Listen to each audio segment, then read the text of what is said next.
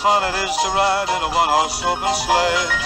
Jingle bells, jingle all the way. What fun to ride and sing in a one-horse open sleigh. Dashing through the snow in a one-horse open. How's it going there, Wastelanders? This is Dirt Dog Husker here, and it is Christmas time in Fallout 4. Look at all the lights and the trees. This is awesome. I love how Fallout and Bethesda decided, well, the storyline is going to be crossing over on December 25th, 2287. So why not bring a little bit of Christmas into the game? And this is just in the marketplace. I mean, but this is still really cool. And you have this guy. You got to have a Scrooge, I guess. But anyway, this is no one really dresses up. I mean, but still, this is really cool. I mean, I love how they did this.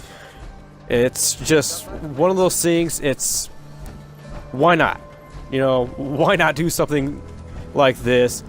It's like I said, it's just in the marketplace, but just a little bit of lights and a few Christmas trees around. What more can you say? I mean, this is just something I was really impressed with, and well done, Fallout. That's Officer. What this is, a pretty cool thing that they decided to do. And with that, I would like to thank you guys for watching this video, and if you enjoyed it, make sure to hit the like button.